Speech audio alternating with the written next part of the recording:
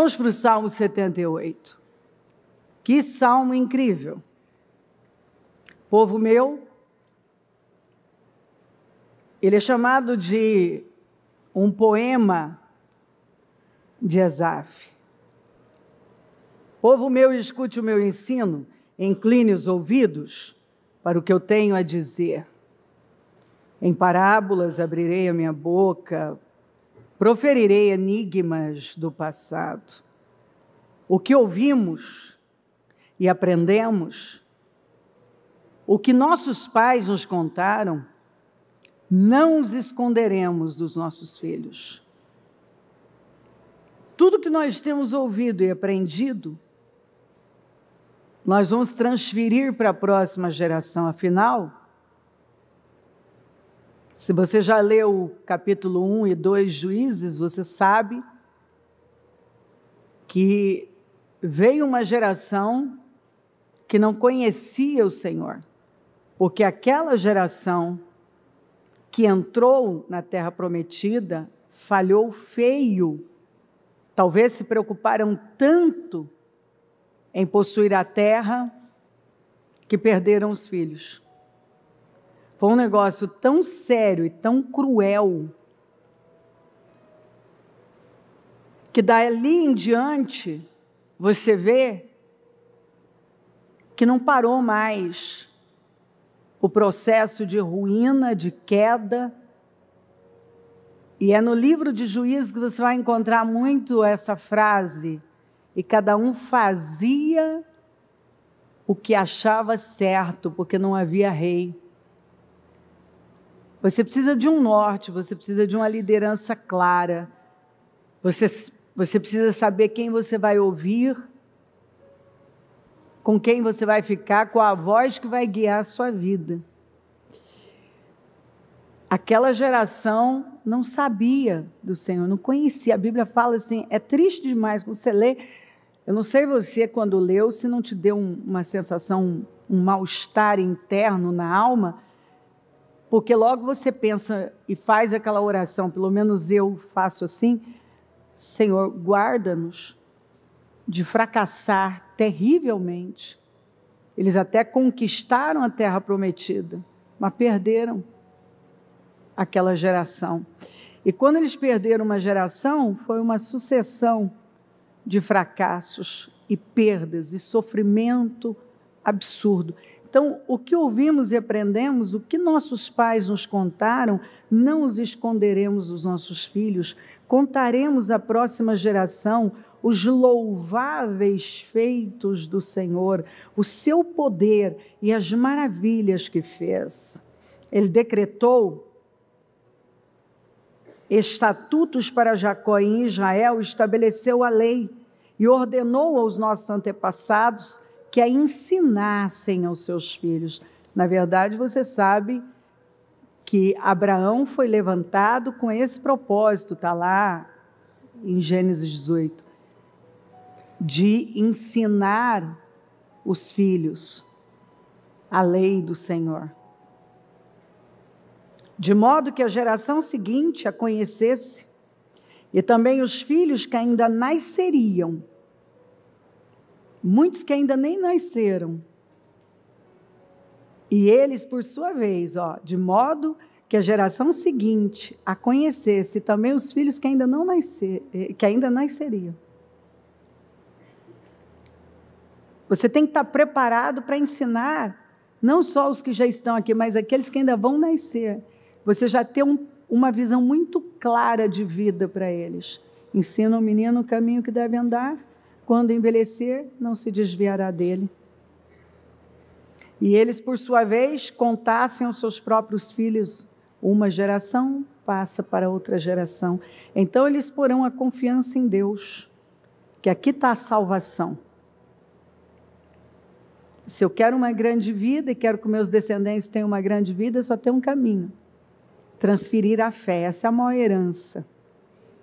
Não esquecerão, mas então eles porão a confiança em Deus, não esquecerão os seus feitos e obedecerão aos seus mandamentos. Eles não serão como seus antepassados, obstinados e rebeldes, povo de coração desleal, para com Deus, gente de espírito infiel. Que o Senhor nos guarde de um dia ser tratado, apresentado como uma pessoa de coração desleal e gente de espírito infiel. Porque simplesmente é rebelde no coração, é duro de coração. Os homens de Efraim, flecheiros armados, viraram as costas no dia da batalha. Não guardaram a aliança de Deus e se recusaram a viver de acordo com a sua lei. Viraram as costas.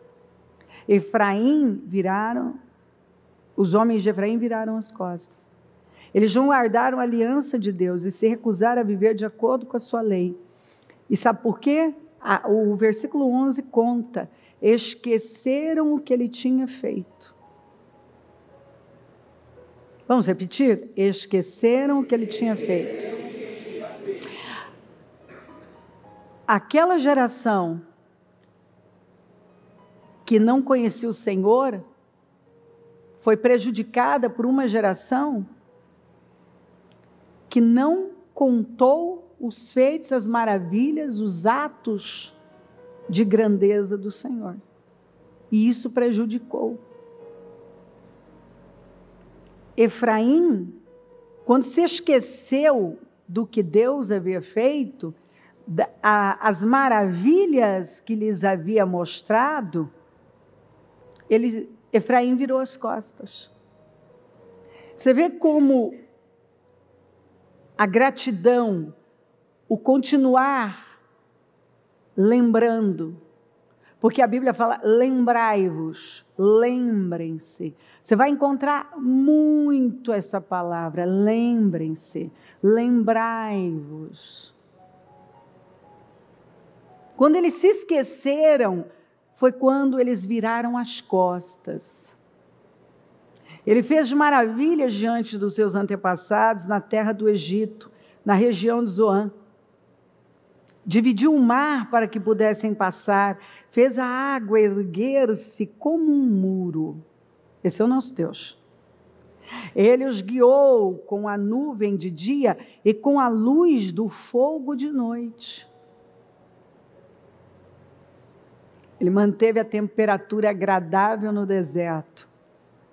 Porque o deserto é desequilibrado, né? Muito calor durante o dia, muito frio à noite, e o Senhor equilibrou isso. Fendeu as rochas no deserto e deu-lhes tanta água como a que flui das profundezas. Deu tanta água como a que flui das profundezas. A pedra fez sair, da pedra fez sair regatos e fluir água como um rio. Então no deserto não tinha nada disso, mas ele fez acontecer num nível de abundância, era abundância de água. Jorrava como flui das profundezas. Flui como um rio, era como um rio no deserto. Aliás, ele faz arrebentar nascente no deserto exatamente porque ele fez jorrar da rocha. E a rocha, disse Paulo, era Cristo. Mas contra ele continuaram a pecar, mesmo vivendo tudo isso, continuaram a pecar, revoltando-se no deserto contra o Altíssimo. Porque seja lá quais as suas lamúrias, pelo que está lamuriando, por fim, é contra Deus. Você pode dizer, não é contra Deus, é contra Deus, porque quando você reclama de qualquer coisa e murmura, você está pecando contra Deus. Você não está pecando contra outra pessoa. Você está pecando contra Deus.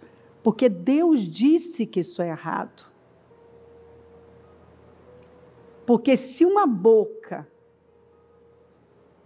tem o poder de fazer um vale reviver de ossos secos, Então imagina essa boca amaldiçoando a vida o tempo todo e falando do que não tem, das dificuldades e agindo com ingratidão e reclamações. Mas contra ele, você vê, não fala contra Moisés, contra ele continuaram a pecar, revoltando-se no deserto contra o Altíssimo. Deliberadamente puseram Deus à prova, exigindo o que desejavam comer. Porque se você lê a história de Israel, o grande problema de Israel, do grupo original, foi viver pela necessidade. O que eu disse? Isso aí, esse tem sido o grande problema das pessoas. Viver pela necessidade. Então eles reclamavam de Deus por falta do quê? De comida e bebida. Esse povo só me busca por comida e bebida. É o que o Senhor deixou claro. Então, esse povo reclamava de Deus, diante de tudo que Deus estava fazendo. As roupas não envelheciam, os pés não inchavam, os sapatos, as sandálias não envelheceram. Tinha ar-condicionado durante o dia, aquecedor à noite. Um milagre todo dia, água jorrando como um rio, a proteção do Senhor ali. Mas toda vez que esse povo era testado, fracassava. A resposta era péssima. Péssima. O próprio Deus diz que ele fez isso. Deuteronômio 8 ele falou. Porque ele queria saber o que estava no coração. E sabe que todas as vezes, algumas pessoas, todas as vezes que elas são testadas, sai a mesma coisa? Toda vez, elas nunca passam naquele teste, no teste da necessidade. E é por isso que elas nunca saem daquelas necessidades. Porque elas nunca passam no teste da necessidade. Elas se abatem, porque é o Deus delas. A comida e a bebida era o Deus deles. A necessidade era o Deus deles. Eles não buscavam a Deus por Deus. Eles não buscaram os caminhos do Senhor, mas só os feitos dele. Ao contrário de Moisés, que quis conhecer os caminhos do Senhor. E aí a pessoa nunca passa no teste, porque nós somos testados. Quantos anos faz que você está sendo testado na mesma área e você fracassa? Você poderia estar fazendo diferente, respondendo diferente, se posicionando diferente, mostrando para Deus que você mudou, que Ele vem realmente em primeiro lugar. Às vezes nós somos testados em coisas profundas, difíceis. Mas dependendo da resposta, nós somos tão recompensados que a gente até esquece daquilo, Ele nos restitui abundantemente. E dependendo da resposta, eu não tenho recompensa e daqui a pouco eu vou ter que passar pela prova de novo. E algumas pessoas estão aí há anos. Toda vez que elas são testadas, saem reclamações, ingratidão, murmurações, revolta, ingratidão, questionamento. O mesmo sistema, às vezes, saem mentiras, saem manipulações, sai o que há de pior. Por quê? Porque aquilo não foi mudado. Aí, olha só. Duvidaram de Deus, dizendo: poderá Deus preparar uma mesa no deserto? Quantas pessoas que têm duvidado de Deus? Será que Deus pode preparar uma mesa no deserto? eu vivo um momento difícil. Será que Deus pode suprir essa situação, essa dificuldade, essa necessidade? Ele pode mudar o quadro da minha vida de necessidade, de escassez, esse problema. Ele pode me honrar num momento de crise. Duvidaram de Deus, dizendo: poderá Deus preparar uma mesa no deserto? Você vê, neste momento, vamos falar agora deste tempo, eu vejo exatamente este comportamento de dúvida. Por causa do que estão vendo, por causa do governo atual, por causa das coisas que estão fazendo, muitos já duvidam que podem fazer alguma coisa grande, que podem empreender e ter vitória, que podem prosperar, que podem ver a glória de Deus. Muitos estão duvidando e dizendo a mesma coisa que esse povo disse. Poderá Deus preparar uma mesa no deserto? Ele pode preparar uma mesa diante dos seus inimigos, no deserto. Ele pode te colocar em mesas que você nunca imaginou. Ele pode se manifestar de uma maneira que você nunca viu. Se você realmente crer e não duvidar da sua grandeza. E alguns dizem: não, eu não duvido, não é isso. Ué, então o que é? O que é? Sabemos que quando ele feriu a rocha, a água brotou e jorrou em torrentes. Mas conseguirá também dar-nos de comer? Olha como eles falavam. Poderá suprir de carne o seu povo? É sempre a mesma coisa. Tá bom, então ele fez isso aqui, mas será que ele pode fazer isso aqui?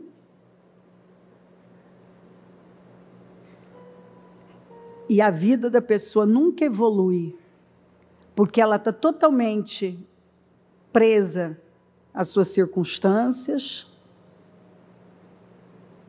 Ela acredita mais no que ela está vendo, ela fala precipitadamente, ao invés de crer somente num Deus que pode todas as coisas, que é o Todo-Poderoso. O Senhor os ouviu e enfureceu-se com fogo. Atacou Jacó e sua ira levantou-se contra Israel. É o que às vezes a pessoa busca para ela, né? Ela acaba irando a Deus com o comportamento incrédulo dela. Pois eles não creram em Deus, nem confiaram no seu poder salvador. Então foi isso que irou a Deus? Sim, porque sem fé é impossível agradar a Deus. Você só vai agradar a Deus crendo nele. É crendo nele. Pois eles não creram em Deus, nem confiaram em seu poder salvador. Contudo, ó a misericórdia dele, ele deu ordens às nuvens e abriu as portas dos céus, fez chover maná para que o povo comesse, deu-lhes o pão dos céus, o pão dos poderosos, o pão dos anjos, né? Os homens comeram o pão dos anjos. Por isso que você sabe, né? Nenhuma mulher abortava, nem animais, não tinha um doente, não tinha um que fraquejasse, não tinha pobre no meio deles. Porque eles eram alimentados com o pão dos anjos. Eles eram supridos com a água da rocha. Eles eram protegidos pelo Senhor. Agora, se eles viveram isso aqui nesse tempo, nós que temos Jesus, porque Jesus estava aqui nas sombras, agora isso é real e palpável para nós. E Paulo disse que o rosto, ele lembra do rosto de Moisés brilhando, que havia tanta glória ali, mas que a glória que nós temos hoje é muito superior àquela. É muito superior. Enviou dos céus o vento oriental e pelo poder fez avançar o vento sul, fez chover carne sobre eles como pó. Ele faz chover. O suprimento das nossas necessidades é a coisa mais fácil para Deus. Tudo isso no deserto. Eles não questionaram? Poderá o Senhor preparar uma mesa para nós no deserto? Está aí. Será que num momento como esse eu posso viver coisas inacreditáveis? Está aqui, ó. Está aqui o salmista contando.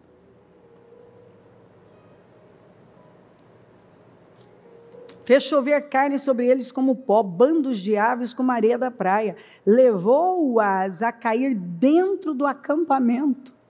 Não tiveram nem que sair. Ao redor das suas tendas, comeram à vontade. E assim ele satisfez o desejo deles. Mas, antes de saciar o apetite, quando ainda tinham a comida na boca, acendeu-se a ira contra eles, a ira de Deus. Eles receberam o que eles queriam. Mas o comportamento provocativo e incrédulo deles atraiu a ira do Senhor. Acendeu-se contra eles a ira de Deus e ele feriu de morte os mais fortes dentre eles, matando os jovens de Israel. Então, isso afetou os filhos. A despeito disso tudo, continuaram pecando, mesmo vendo tudo. E qual foi o grande pecado dessa nação? A incredulidade, e se manifestava de forma murmuradora, ingrata. Não creram nos seus prodígios. Você está lendo tudo isso aqui, que eles viveram e muito mais, e eles continuaram incrédulos e não crendo? Por isso, ele encerrou os dias deles como um sopro, e os anos deles em repentino pavor. Por isso que você sabe que aquela geração foi morrendo no deserto. Sempre que Deus os castigava com a morte, eles o buscavam. Ou seja, só buscavam a Deus quando tinham um problema. Com fervor se voltavam de novo para Ele. Lembravam-se de que Deus era a sua rocha e de que o Deus Altíssimo era o seu Redentor. Com a boca o adulavam, com a língua o enganavam. O coração deles não era sincero, que foi quando o Senhor falou: esse povo me louva com os lábios, mas o coração está longe. Não foram fiéis à sua aliança. Contudo, com tudo isso, Ele foi, Deus é incrível, Ele foi misericordioso, perdoou-lhes as maldades e não os destruiu. Vez após vez conteve a sua ira, sem despertá-la totalmente. Lembrou-se de que eram meros mortais, brisa passageira que não retorna. Ele ainda teve misericórdia e olhou: esse povo é pó. Isso aí é como uma brisa que vai e não vai voltar. Vou ter misericórdia desse povo. Por causa do quê? Eles quebraram a aliança, mas eu fiz uma aliança com Abraão. E Deus é um Deus de alianças. Quantas vezes mostraram-se rebeldes contra Ele no deserto e o entristeceram na terra solitária. Repetidas vezes puseram Deus à prova e irritaram o Santo de Israel. Não se lembravam da sua mão poderosa. Como que alguém esquece assim do que Deus já fez, né?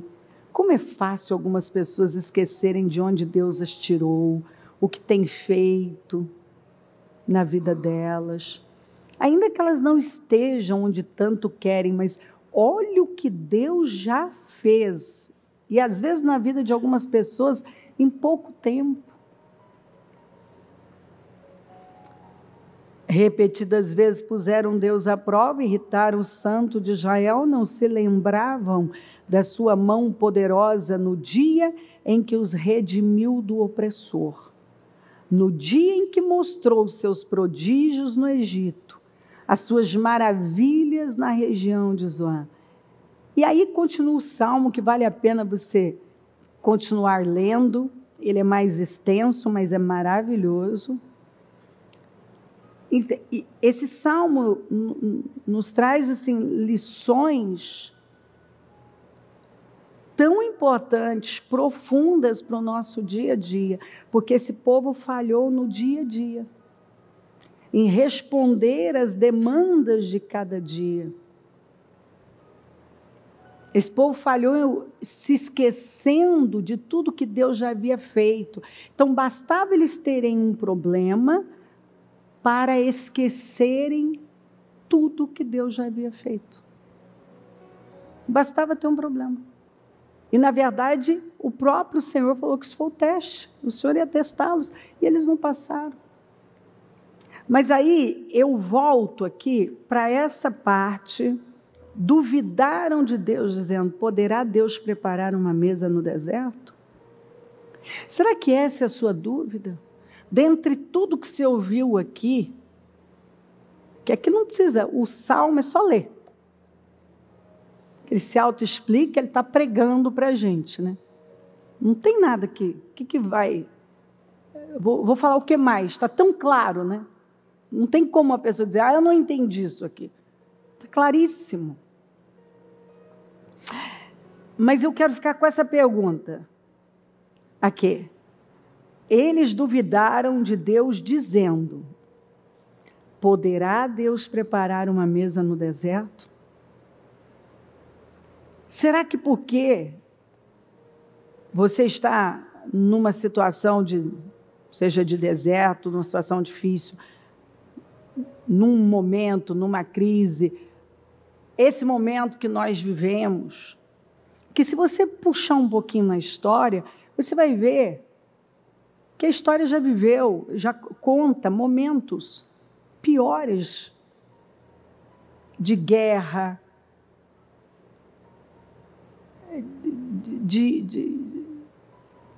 de abuso de todo tamanho, o comunismo crescendo, o nazismo,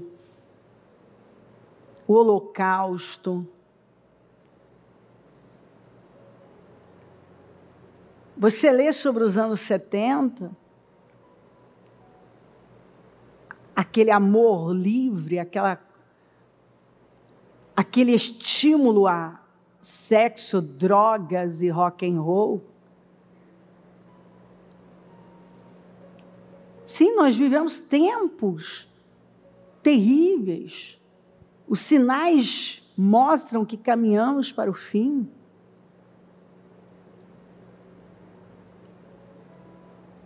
Mas espera aí. Em todas essas épocas, eras, eles diziam a mesma coisa. É agora. E quem perdeu a esperança? Quem perdeu a esperança? Quantas pessoas que até se suicidaram na depressão de 29 nos Estados Unidos? E quantas que na depressão daquela época enriqueceram e fizeram história? Enquanto uns estavam se matando, outros estavam se levantando e agarrando o momento da crise e construindo algo grande. Está aí, é só ler. Não estou falando nada que não esteja aí para você ler e comprovar por si mesmo.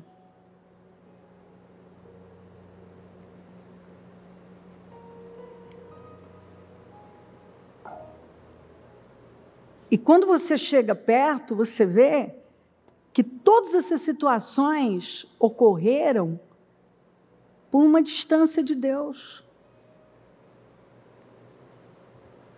a incredulidade. E quando você deixa de ser luz, de brilhar, de ocupar seu lugar, Satanás não perde tempo. E muitos, ao invés de, no momento alto da vida, adorarem mais a Deus, começam a tirar o pé. Outros, quando estão num problema, começam a murmurar e reclamar e a fazer perguntas. Duvidaram de Deus. Será que poderá Deus preparar uma mesa no deserto? Ele mostrou aqui, o Salmo está contando. Tudo que ele fez no deserto. Tudo que ele fez no deserto. Suprimento, provisão, cuidado, abundância. Ninguém tinha falta de nada, muito pelo contrário. A Bíblia diz, não é a Cleo, não tinha um doente. Como é que caminhando tantos anos no deserto, não tinha um doente, não tinha um pobre? As mulheres engravidando, passando a gestação no deserto, dando à luz no deserto, não tinha um aborto, não tinha crianças que nasciam mortas, não tinha isso. Nem os animais. A Bíblia não exagera. Se está escrito que isso não acontecia, não acontecia. Por quê? Porque eles estavam cobertos, como disse Paulo, por uma nuvem. E a nuvem era Cristo. Aí hoje, o que nós vemos? Gente fazendo a mesma coisa. Será que o senhor pode fazer? Porque agora acabou, agora não tem mais jeito, porque olha isso aí. Então, quer dizer, o poder de Deus, por conta de tudo que a pessoa está vendo, então agora Deus, o poder dele diminuiu. Deus não é mais o Deus de antes. Ele não é o mesmo Deus. Agora, ele mesmo disse, o Senhor não muda, por isso que vocês não são destruídos.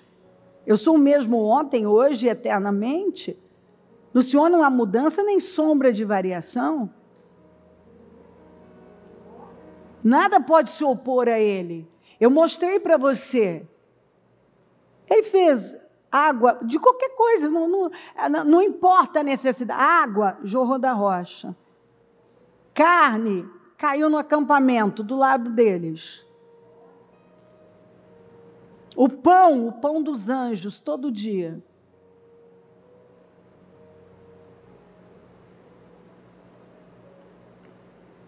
Então, essa é a sua pergunta? Poderá o Senhor preparar uma mesa no deserto? Ele está te respondendo. Ele está respondendo. Que não importa onde, ele pode preparar uma mesa e uma bela mesa.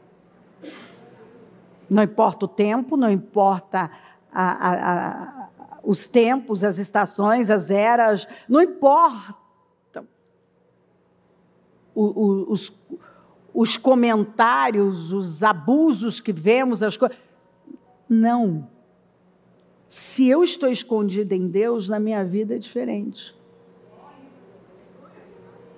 O resultado é diferente. O resultado é diferente.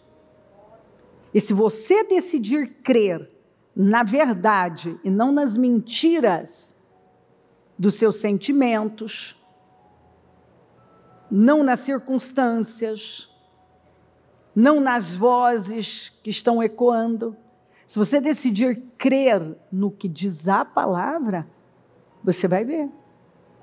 Que é o que ele está dizendo. Você vai ver. Agora, essa palavra tem que entrar. Será que tem gente aqui fazendo a mesma pergunta? Poderá Deus, nesse momento, nessa crise, nisso, agora, preparar uma mesa para mim?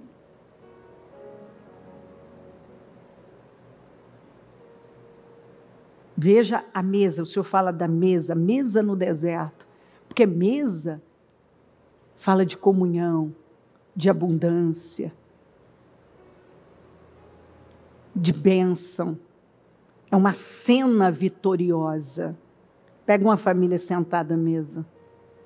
É uma cena bonita, que realiza os nossos olhos, traz realização para os olhos, que atinge a alma.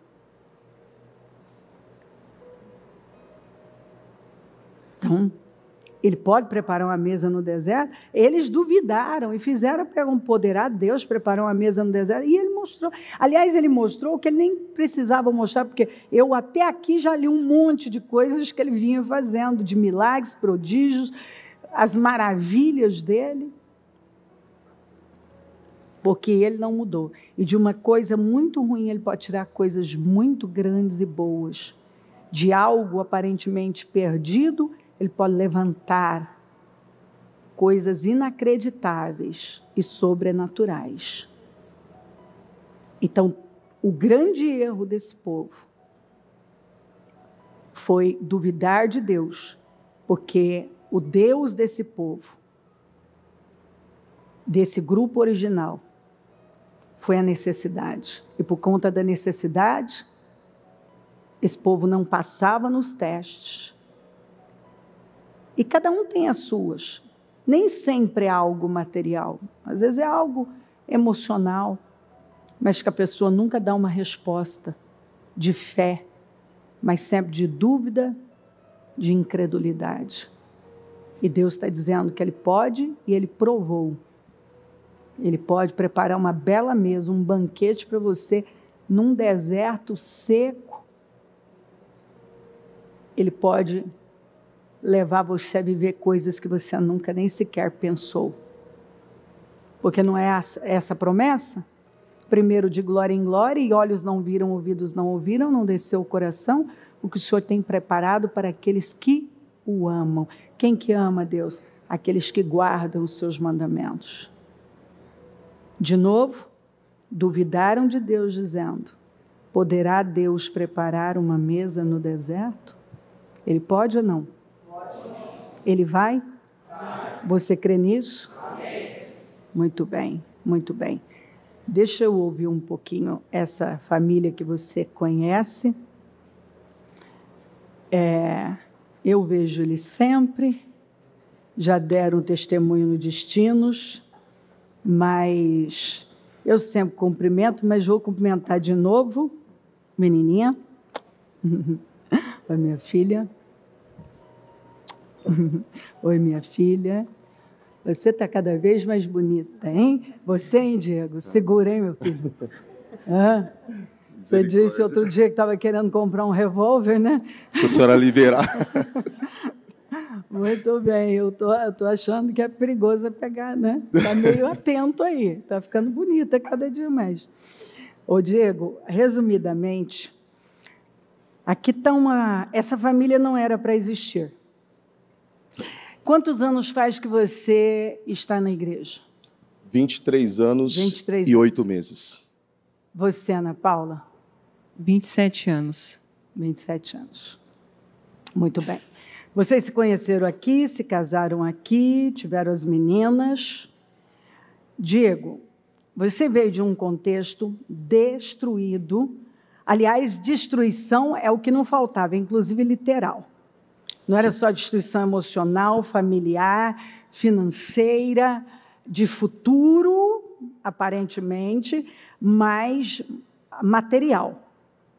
Seu pai cometeu um crime grave, a comunidade se revoltou contra vocês, que eram pequenos. Quantos anos você tinha na época? A idade da Ana Clara? 7 para 8 anos, isso. Então, a Ana Clara.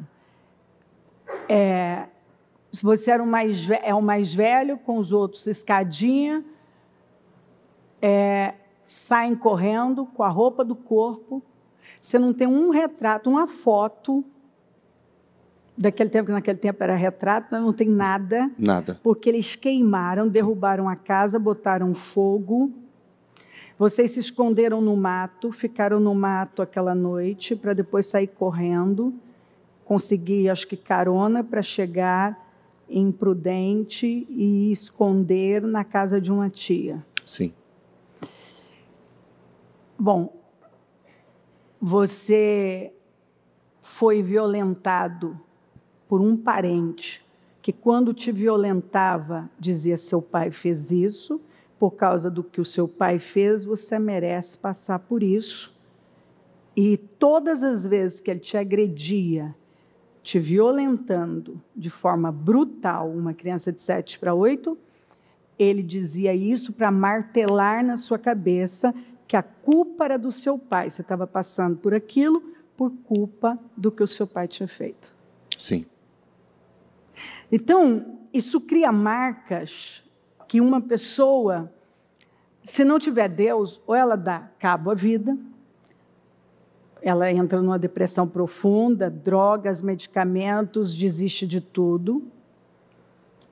Ela pode se entrar num processo de loucura e querer repetir isso com outras pessoas, porque eu sofri desse jeito, então agora alguém tem que pagar essa fatura, que é o que eu vejo acontecer muito. Mas você, apesar de você ter entrado nessa depressão, de você ter ficado muito mal, até porque as condições eram terríveis, você foi literalmente, quando a gente fala que alguém foi tirado do lixo, eu sempre conto isso, no seu caso, não é de forma figurada como às vezes a gente usa, né? Um lixo de problemas, de tal.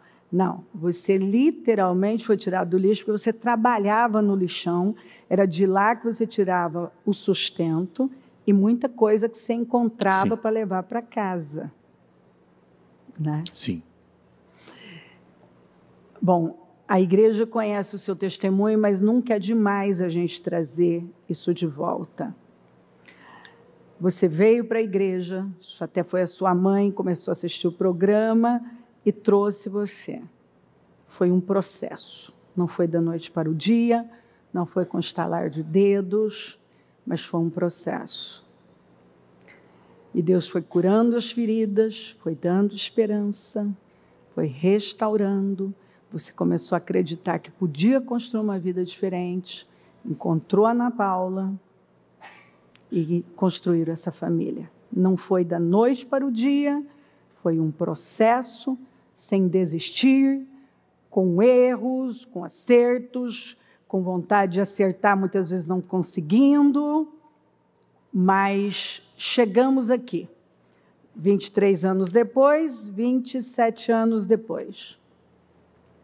Chegamos aqui com essa família, né? Ana Vitória, Ana Clara, você ajudando pessoas, lutando, apoiando, realizando para o reino, se não fosse Deus, e uma perseverança de anos, você teria essa história para contar? Não, senhora.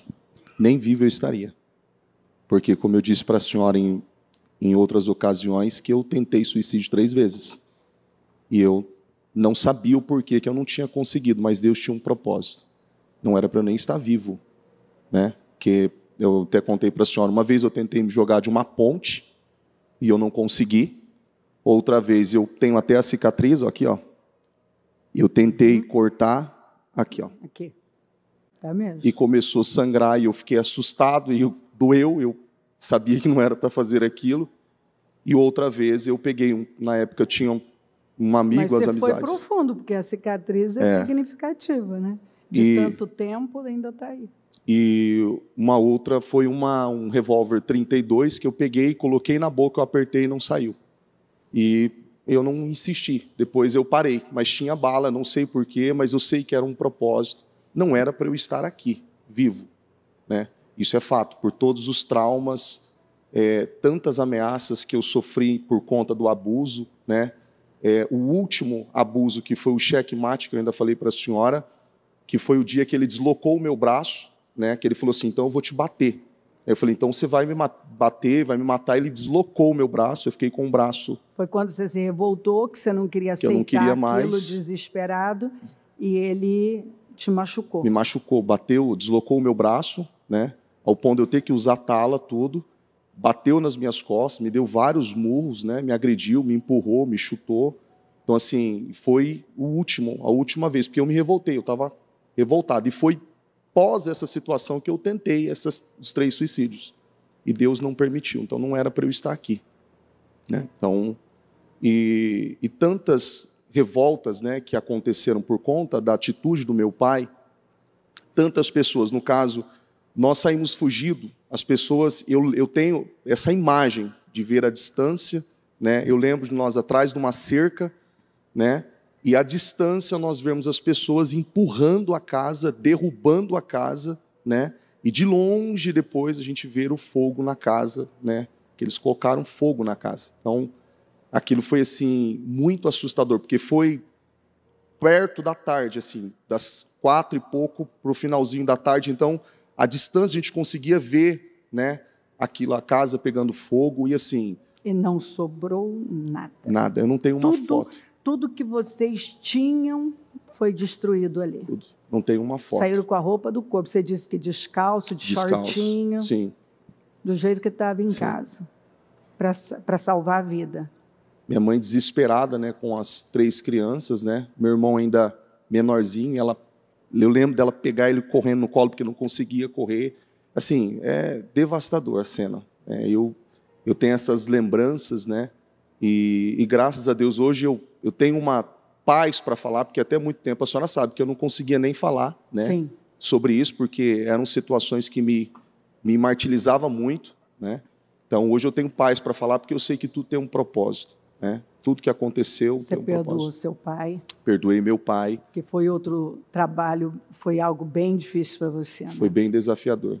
Foi bem desafiador. Foi numa situação, numa viagem que eu tive que fazer, né? E eu fui para São José do Rio Preto, porque eu saía de lá, o voo, e atrasou, remarcou, e eu, lá em Rio Preto, tem várias igrejas. Eu liguei para vários pastores para repousar lá, porque eu não queria ficar na casa da minha mãe, porque eu não tinha um bom relacionamento com meu pai.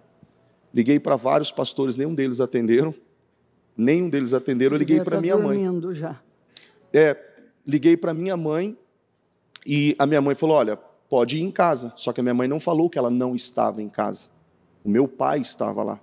Quando eu cheguei lá, meu pai estava com um tubo de oxigênio, que ele já estava mal de saúde. E naquela noite, né, eu me reconciliei com meu pai. Meu pai falou tudo o que ele fez até então, eu nunca soube. Que a minha mãe sempre poupou a gente, nunca falou. Eu nunca soube que meu pai tinha cometido aquilo. Um determinado tempo, na Celso Garcia... eu acredito que era até pior, porque você não entendia porque tanto sofrimento, né?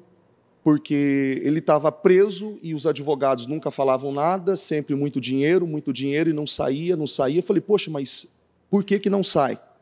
E aí, uma certa ocasião, na Celso Garcia, eu soube que ele tinha cometido... Até então, não sabia. Eu fiquei em pânico, né? Porque, assim, como isso? E minha mãe não falava, eu tive encontro com a minha mãe, falei com ela. Depois daquele dia, eu criei uma revolta com o meu pai, assim, eu me fechei. Até então, eu chamava ele de pai. Depois, eu falava ele como aquele cara, desse jeito. Eu não tratava ele como pai. Então, se ele entrava num cômodo, eu saía. E tantas situações assim. A gente teve várias divergências, a Ana Paula presenciou algumas. E essa revolta, porque assim, eu sofri o abuso e as pessoas falavam que eu estava sofrendo abuso por causa do meu pai. Eu falava, mas o meu pai não fez isso. O que o meu pai fez? Porque até então eu não sabia. Então, assim, isso me causou... Eu me fechei com ele. Até que em 2019 ele pegou... Ou seja, aquele abusador falava para você, mas dentro de você ainda... Aquilo não fazia sentido. Porque eu não sabia. Não entendia. Minha mãe sempre... né? E é aí que vem a revolta e a impotência, porque a injustiça fica cada vez maior, né? Sim. Ela só aumenta, né? Sim. E foi tão sério isso, bispo, que eu cheguei a um ponto de quase agredi-lo, né? A minha mãe que não deixou, né? Eu cheguei ao ponto de quase agredi-lo. A gente estava num carro e ele começou a falar e eu falei para ele assim, você sabia que eu fui abusado? Né? Numa conversa que a gente estava, e ele falou assim, você é homem. Você é homem. Bateu no meu ombro e falou, você tem que aguentar isso. Na hora, eu puxei o freio de mão do carro, eu parei o carro muito rápido, eu saí. E a minha mãe, o que você vai fazer, pelo amor de Deus? Eu falei assim, e eu comecei, né? Fui bem grosso com ele naquele dia. Porque o seu pai, até ele se encontrar num estado terminal, ele não mostrava arrependimento, né? Nenhum, bispo. E ainda sarcástico, muito, né? Ele tinha isso. Muito. E olha que ele gemeu na prisão, hein? Muito, bispo. Ele foi gemeu. Abusado. Teve uma cicatriz que ele teve um corte, que fizeram um corte nele. Ele foi abusado muito na prisão. Muito, ele sofreu muito. Então, assim, nesse dia que ele... E ele não saiu melhor, né? Saiu muito pior. inclusive com a família, né? Muito, bispo. Assim, ao ponto de minha mãe fez tudo o que podia fazer por ele, ajudar, acolher, tudo. Traiu a minha mãe, bebia, fumava, com pornografia dentro de casa, na casa da minha mãe, né? No caso eu não morava com ela. E ao ponto, assim, de viver na rua. Ele chegou um tempo que ele morou na rua, porque ele não queria, porque a minha mãe não aceitava. Muito trabalho ele deu para minha mãe. Então, assim, minha mãe até após ele pegou essa doença, que ele pegou uma doença pulmonar, e aquilo foi acarretando, e ele fumando muito, mesmo com a doença, fumando, bebendo, fazendo tudo. Chegou no hospital que foi, assim, checkmate. Ele recebeu uma pessoa que foi da igreja lá, fez a oração de confissão, ele aceitou. Jesus, eu acredito na salvação dele. Só que se Deus não tivesse permitido, ele não teria sido salvo. Ele teve que se encontrar numa situação, assim, impossível. Tanto que morreu mesmo, né? Infelizmente. Foi salvo, e quando ele creu em Jesus, logo ele faleceu. Sim. Bispo, mas em condições terríveis também, né? Sim, muito. No dia que eu fui vê-lo no hospital, eu até ainda num dia, numa quinta-feira, eu até liguei para o bispo Anderson na época, eu falei, bispo Anderson, eu preciso ver meu pai. Ele falou assim, mas do nada, assim, eu falei, bispo, eu sonhei que meu pai tinha falecido. Eu falei, eu preciso ver meu pai. E eu sabia que ele estava internado. Aí eu peguei a Ana Paula mesmo sem saber, o bispo Anderson falou assim, vai, pega o carro e vai. Eu fui para Rio Preto, cheguei em Rio Preto, vi ele no hospital. Nós estávamos voltando na Bandeirantes, lá perto da Clabin, a minha irmã ligou, e quando ela ligou, eu falei assim, meu pai morreu. Assim, eu sei que meu pai... Ela falou assim, meu pai faleceu. Já sabia. Assim, quando eu vi, ele estava todo amarrado, tinha um tubo na lateral dele aqui, eu não sei nem o que era, mas tinha um tubo, uma sonda, né? Aqui nele, e ele não reagia. Né? Eu falei com ele, eu acredito que ele me ouviu, mas ele não respondeu, e ele faleceu. Né? E eu me senti eu senti em paz, porque o que eu tinha, aquele dia que eu estive em Rio Preto, que eu me reconciliei com ele, que ele falou tudo, ele pediu perdão e falou tudo, até coisas assim que eu nunca imaginei. Né? Morou na rua, foi abandonado pelos pais, não conheceu o pai, não conheceu a mãe, foi abusado na infância, morou na rua em São Paulo, né? Viveu assim, eu nunca soube. E assim, nesse dia a gente se reconciliou, eu perdoei, ele me perdoou, nós choramos muito aquele dia. Resumindo, ele repetiu a história do pai dele e você tinha tudo para repetir a história do seu pai, do seu avô e assim por diante. Sim. A risca foi feita. Sim. E a senhora, muitas vezes, a senhora falou isso pessoalmente comigo, algumas vezes, a senhora falou assim, você precisa resolver isso. E é algo familiar, a senhora falava. A senhora até então não sabia, até porque não entendia, porque eu nunca sabia também, eu não sabia do que se tratava. E a senhora, ainda no estudo da Celso Garcia, ainda numa reunião de pastores, só falou, você precisa resolver isso. Tem alguma coisa com o seu pai, alguma coisa. E eu não entendia aquela situação. E depois, né, de um tempo, foi que aconteceu essa situação e eu resolvi, porque até então eu era uma pessoa arrogante, orgulhosa, fechada, né? Então, assim, eu tinha várias situações que eu não sabia que não estavam resolvidas. Então, enquanto aquilo não foi, como a senhora mencionou, não foi feito esse risco no chão, aquilo não cessou. Aquilo estava, e isso estava literalmente prejudicando meu casamento, prejudicando o crescimento da Ana Vitória, porque de uma certa forma eu era mais duro, eu era mais rude, né, com ela, por conta de todas aquelas amarguras que eu vivia e eu não tinha, né, a noção daquilo, o quão grave aquilo estava sendo. Né? Então, essa risca no chão foi feita e meu pai faleceu, fiz o culto fúnebre dele, a Ana Paula ainda achou que eu não ia conseguir fazer, fiz o culto fúnebre dele e eu senti paz no culto fúnebre dele, porque eu sei que se no hospital, bispa, com a sonda, o soro, ele saiu numa área do hospital, pegou um cigarro escondido e foi fumar no hospital, sabendo que ele não podia. Então, assim, eu sabia que se ele saísse do hospital, o diabo ia tragar, ele não ia ser salvo. Ele não ia. Meu pai precisou ser amarrado, sedado, como ele estava no hospital, porque ele estava, assim, insuportável, não tinha condições. Deus precisou parar ele e dizer assim, eu quero a sua alma, por conta da família que orava. Não por ele, porque por ele estava jogado. A família que não desistiu. Família que não desistiu. Diego, Esse retrato que a igreja vê aqui é o retrato da fé, de uma entrega a Deus profunda. Constância, continuismo, aquilo que a senhora fala. Essa fé, continuar e não desistir. Porque é o segredo, não tem como. Né? Porque por mais de tudo aquilo que as pessoas falaram, ou de tudo aquilo que uma pessoa possa buscar fora disso, ela não vai encontrar se não for em Jesus. Exatamente. Ela não vai encontrar. Ana Paula, resumidamente, o estado dele emocional afetou vocês. Sim. Você não sabia lidar e acabou transferindo para Ana Vitória. Sim. Prejudicou muito por anos a vida dela, que depois você já contou o testemunho da reconciliação das duas, Sim. dessa barreira que foi quebrada, porque é uma cadeia, né? Sim. Ele vinha com várias situações que não lidava bem, que transferiu para casa, que você transfere, você também veio de um lar onde você foi criada desde pequenininho, meio a brigas, ataques, Sim. tentando defender, separar seus pais de brigas. Sim. Na verdade, eles até davam, materialmente falando, coisas para você, só que o seu lar era um lar desestruturado. Sim. Aniversários eu tinha todo ano. Vinha a Xuxa, as Paquita, os palhaços. Era o melhor aniversário. Mas aí quando acabava, ou até mesmo durante a festa, alguma coisa acontecia, né? Alguma discussão, algo. Você disse que era uma rotina. Sim. Brigas. Você chegou num nível de esconder facas com medo de seu pai matar sua mãe. Sim, que ele tentou uma vez. A gente sentava na mesa, até hoje eu ensino as mulheres a questão da mesa, né?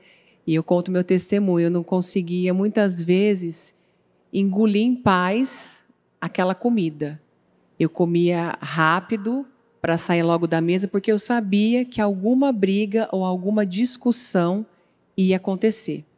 E aí teve uma vez que ele levantou e pegou a faca. Aí eu peguei na mão dela e saí correndo para fora. Aí chamaram a polícia. Um inferno. Um inferno.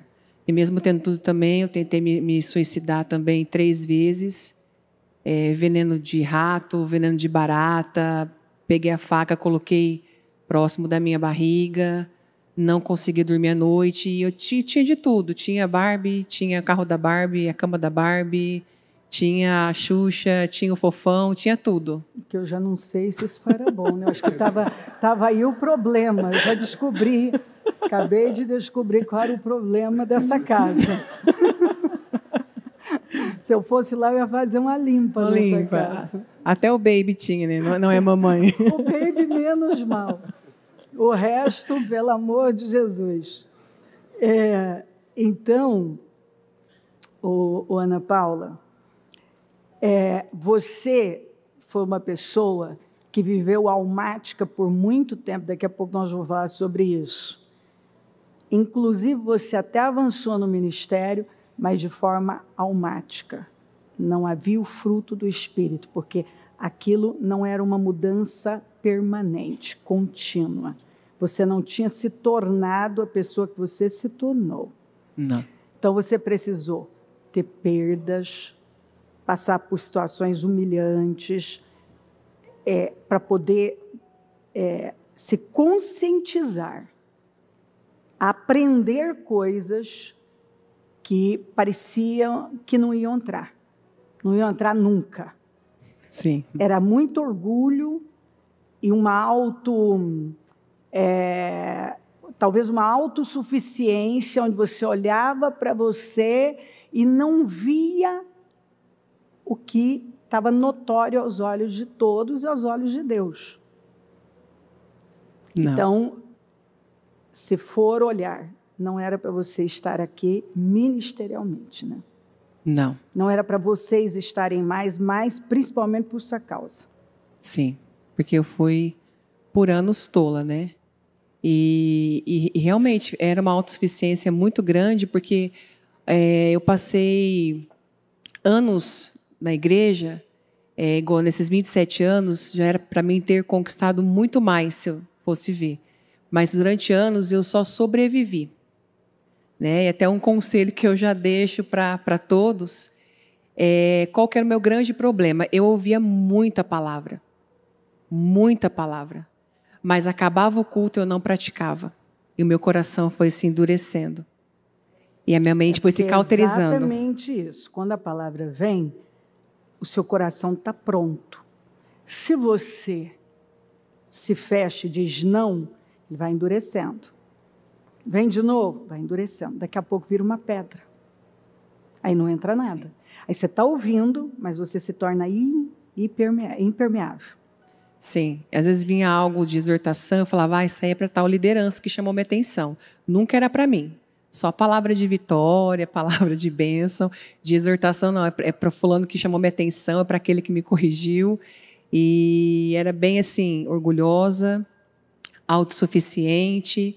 E fui deixando. Meu mundinho era o teclado, a fama, o ser tecladista da bispa, cantora da bispa, e a minha família se perdendo, e a Ana Vitória batia o pé que não queria ser interna. Você não estava se perdendo lá fora, estava aqui dentro da igreja.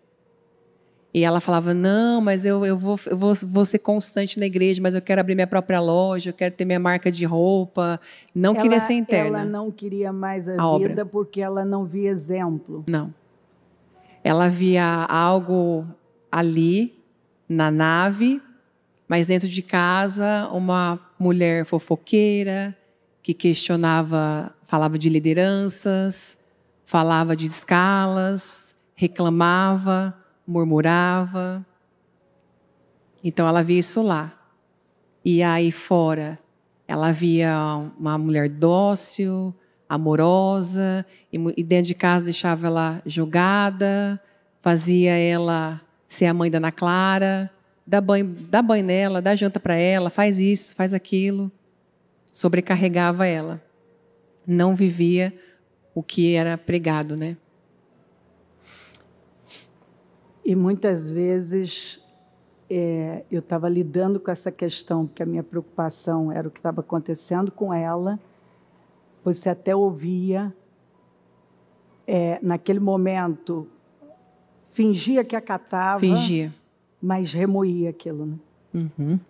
É aquelas frases clássicas, né? Não é bem assim. Não é tudo isso, não. Eu vou passar, igual o Gideão, né? Não, mais uma vez vai passar.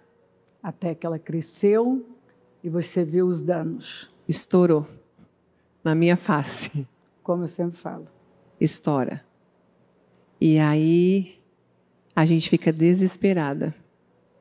Porque eu mentia também, manipulava. Aí a pastora Jéssica muitas vezes chamava na escolinha situações que ela não era precisa nas palavras. Porque a porta que os pais abrem afetam os filhos. Sim. As guerras que os pais não lutam, os filhos terão que lutar. Bom, não dá mais, mas vamos voltar a falar sobre isso, principalmente sobre a relação da mãe e filha, e até ouvir mais a Ana Vitória, que a gente tem que sempre ouvir agora a Ana Vitória, né? Mas só essa pergunta para eu encerrar essa parte, quando você entendeu que as vendas caíram, aí você viu quanto tempo perdido, né? Sim. Porque eu estava tão cega que uma vez uma liderança chegou em mim, logo quando eu sofri as duas perdas, né? A saída do louvor e a destituição. E falou para mim assim, você precisa nascer de novo. E eu olhei assim, quase que eu avancei no pescoço da liderança, porque eu falei, tá louco. Eu não via.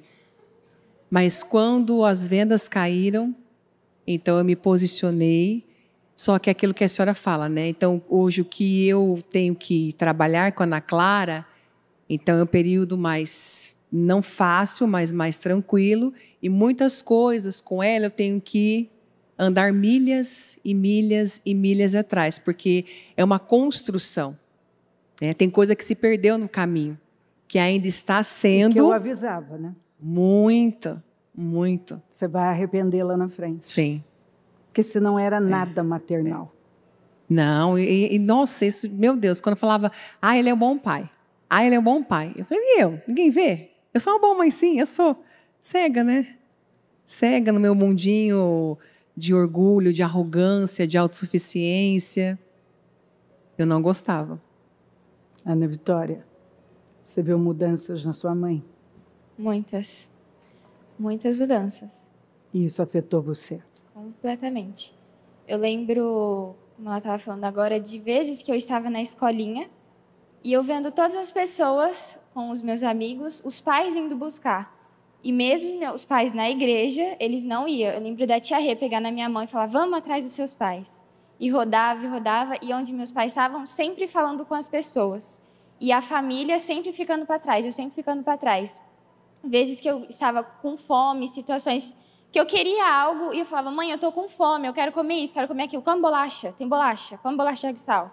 Eu queria comer alguma coisa, eu queria que ela fizesse a comida, porque eu via outras pessoas, eu via a mãe de outras pessoas fazendo, amigos internos mesmo, que os próprios pais se preocupavam, mas eu, estando lá, falava, meu Deus, eu não quero essa vida, eu quero construir a minha vida fora, porque você aqui queria dentro... sair disso? Eu queria sair disso, porque o padrão, você não via o padrão que deveria nos seus pais. Sim, não principalmente via. na sua mãe. Principalmente na minha mãe.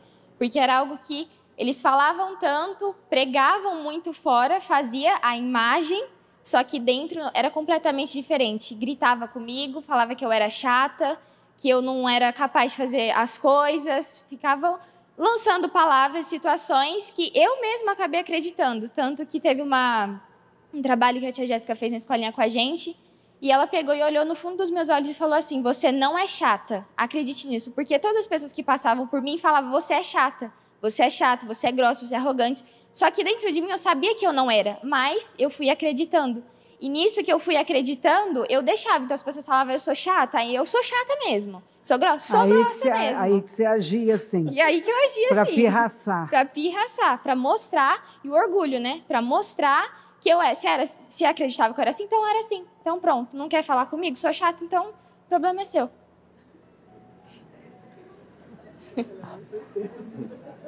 Ana Vitória, você conseguia ver que esse não era o padrão que estava sendo ensinado, mas ao mesmo tempo você não conseguia ver seus pais se alinharem ao padrão, Sim. Correto? Sim, não conseguia.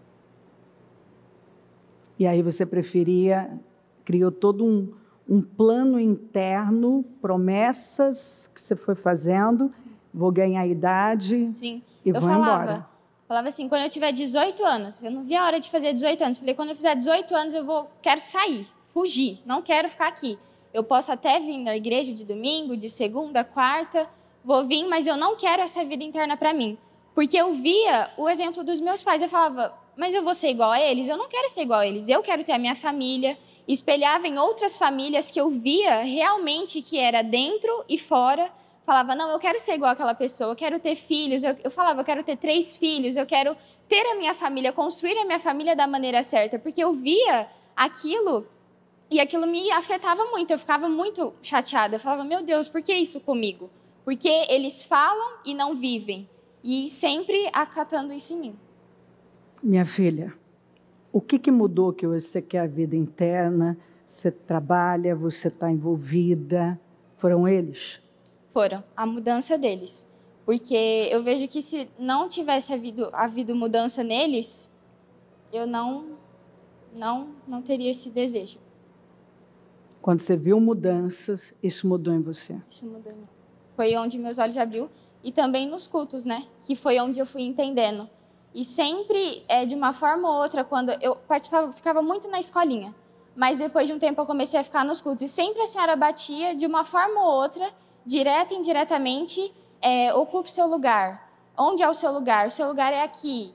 E eu falava, meu Deus, o lugar é aqui mesmo? Porque E foi onde eu fui entendendo. E fui vendo a mudança deles, fui vendo o crescimento deles, e foi onde eu fui tendo esse desejo de estar aqui, crescer aqui, construir aqui. E falei, não, eu não quero perder, porque olha a mudança, realmente mudou. Hoje eu posso falar que realmente mudou, porque antes não, era só imagem. Falava uma coisa, mas tipo assim, minha família era unida, na frente das pessoas. Aí falava, você é filha da sua mãe, vocês gostam de ficar juntos, passeia bastante, porque meus pais me levavam muito no shopping, nos parques, e as pessoas viam. E eu, por dentro, tipo, família não é assim, não é junto, não é unida, não. Só imagem. Mas isso eu guardava muito para mim. Mas hoje eu posso ver e falar a mudança completamente. E, Ana Paula, uma coisa para fechar, e Diego,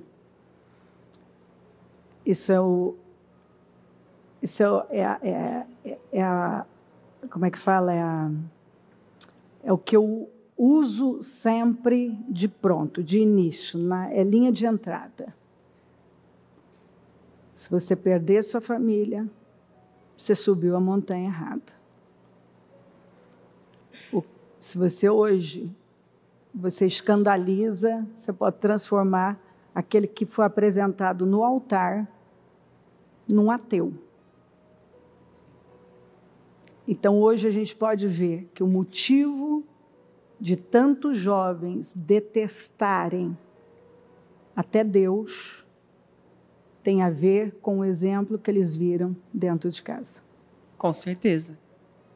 Você se arrependeu muito também. Muito. Tanto que eu me lembro lá na Celso Garcia de eu sentar com eles na cama. Até na época a Clarinha não entendia, né? Por que você está chorando tanto, mamãe? E aí eu fui pedir perdão para cada um deles. É que às vezes as pessoas olham também e falam, mas eu fui tão longe, como voltar agora? E são as ordens simples. Então eu sentei, olhei nos olhos deles, pedi perdão e fui começando a construir uma nova história. E tendo essa disposição. Porque aí é um recomeço, não é um começo. Com a Clarinha, já, entre aspas, já é mais fácil, mas você já com tá ela... fazendo do jeito que tem que ser. Agora, na terça, ela vai fazer 17 anos. Então, 17 anos não são 8 anos. Então, tem coisa que eu perdi ao longo do caminho, né? Até mesmo essa questão de nos abraçar, nos beijar, é desses tempos para cá, porque eu era meia seca com ela, não abraçava, não beijava. Então, coisas pequenas que fazem a diferença. Uma construção. Dia após dia. Dia após dia. Para ter essa família. Para ter essa família. Que agora é de verdade. Que agora é de verdade. E muitas vezes, tentando construir, eu falo para as mães, né, de jovens, muitas vezes ainda vinha rebeldia, cara feia, mas eu entendia que aquilo era o reflexo do que eu plantei. Então, a gente tem que ter essa estrutura, essa maturidade de muitas vezes não é ser grossa ou bater de frente com esse jovem, mas entender que aquilo ali foi uma construção. Então, como a senhora falou, agora você tem que voltar, é um recomeço. Exatamente. Ter paciência e ir, que Jesus ajuda, dá graça. Amém. Muito obrigada. Amém. Muito obrigada. Vamos orar. Oh, meu Deus, louvado seja o teu nome por tudo. Abrimos essa reunião não só com esse salmo incrível, mas com esta história que é impossível não fazer a gente refletir e tomar decisões. Então, eu oro para que o Senhor continue conduzindo a reunião, tocando os corações, transformando vidas, e que nenhuma pessoa saia daqui indiferente a tudo que está recebendo e ainda vai receber nesta reunião. Mas que mudanças poderosas já estejam acontecendo, mudanças profundas, porque o sábio é aquele que aprende com a história do outro, ele não precisa nem passar. É aquele que se posiciona, entendendo que nada é por acaso. Se hoje, no dia que se chama hoje, o Senhor nos envia este salmo, este testemunho, é porque o Senhor está mandando uma mensagem. E cada um sabe qual é. E a minha oração é para que cale fundo e cause mudanças poderosas e permanentes para a glória do teu nome. Nenhuma ferramenta preparada contra nós prosperará, e toda língua que se levantar em juízo tu a condenarás. O teu sangue tem poder sobre nós, acampa os teus anjos aqui, e em teu nome tomamos posse de mudanças e transformações. Louvado seja o teu nome por sua bondade e fidelidade. Obrigada, Senhor. Assuma o trabalho, porque só faz sentido com o Senhor na frente. Amém. O Evangelho de Jesus Cristo é a boa notícia. Jesus tomou o nosso lugar pela punição do pecado, para que pudéssemos entrar em seu lugar de vida eterna. Eu convido você agora a se voltar para o Senhor em seu coração e dizer: eu o recebo como meu Senhor e Salvador. Eu entrego tudo nas suas mãos. Eu deixo todas as partes da minha vida que não o honram e passo a viver a partir de hoje intencionalmente para servi-lo, honrá-lo e celebrá-lo como meu Senhor e Salvador. Jesus é a porta de salvação, é o caminho, a verdade e a vida. Ele é o pão da vida e Ele te ama.